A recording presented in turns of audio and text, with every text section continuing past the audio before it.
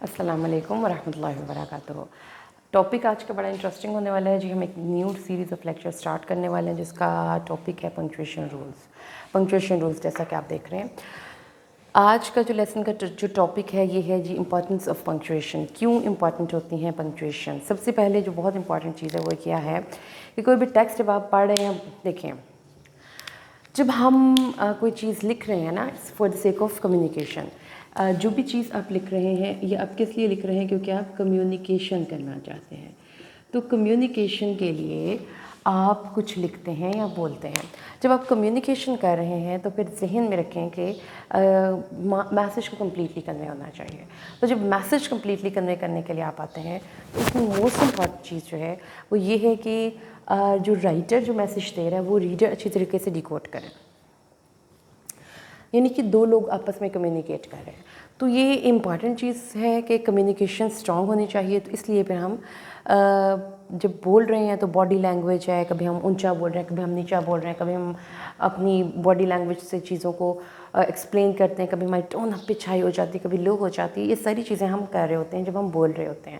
لیکن جب ہم لکھ رہے ہوتے ہیں تو پھر رائٹر کو اور ریڈر کو آپس میں میٹ کرنے کا موقع نہیں ملتا، اس لیے بہت سے رومز رہ جاتے ہیں کنفیوژن کے لیے۔ تو اس کنفیوژن کو ریموو کرنے کے لیے پھر ہم کیا یوز کرتے ہیں؟ پنکچویشن سائنس یوز کرتے ہیں۔ جیسے یہ دیکھیے کاما ہے، فل اسٹاپ ہے، اور یہ سیمی کالن ہے، یہ انورٹڈ کاماز ہیں، یہ سنگل کاما ہے، یہ اپوسٹروف ہے۔ یہ کیا چیزیں ہیں اس کو ہم ساتھ ساتھ ایکسپلین کریں گے۔ آج صرف ہم اس کی امپورٹنس کے بارے میں پڑھیں گے۔ یاد رکھیے کہ جو پنکچویشن سائنس ہوں گے یہ آپ کے ٹیکسٹ کو کلیئر کریں گے، باڈی لینگویج ہوگی ٹیکسٹ کی، اور ڈفرینٹ جو ہوتے ہیں نا، مطلب کمپاؤنڈ اور کمپلیکس سینٹینسز میں مختلف اس کے کلازز ہوتے ہیں۔ یہ بھی ہم انشاءاللہ کبھی میں آپ کو سمجھاؤں گی کہ کلاز کیا ہوتا ہے۔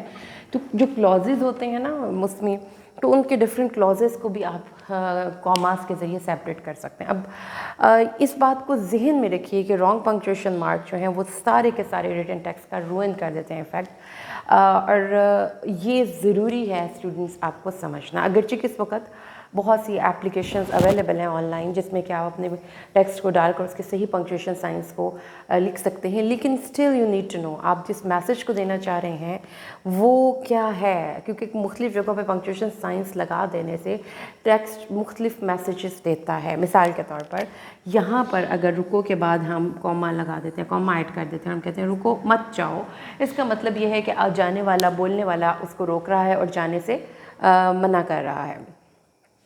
لیکن وہی اگر یہ کوما رکو مت کے بعد لگا دیا جائے تو اس کا مطلب یہ ہے کہ جو بتانے والا ہے، جو کہنے والا ہے، وہ اس کو کہہ رہا ہے کہ جاؤ بھائی رکو مت۔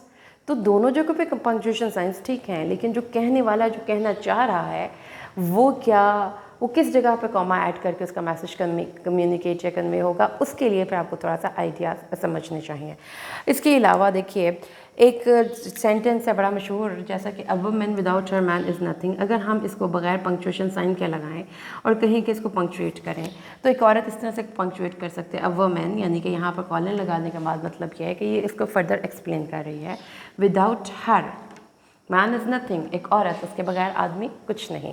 لیکن مرد اس کو اس طریقے سے بھی کمیونیکیٹ کر سکتے ہیں a woman without her man is nothing.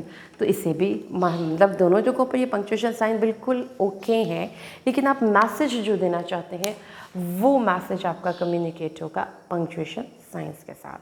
تو امید کرتی ہوں کہ اتنا سا آپ کو سمجھ میں آ گیا ہوگا۔ انشاءاللہ ہم ایک ایک کر کے سارے پنکچویشن سائنس پڑھیں گے اور اس کی پریکٹس بھی کریں گے۔ السلام علیکم ورحمۃ اللہ وبرکاتہ۔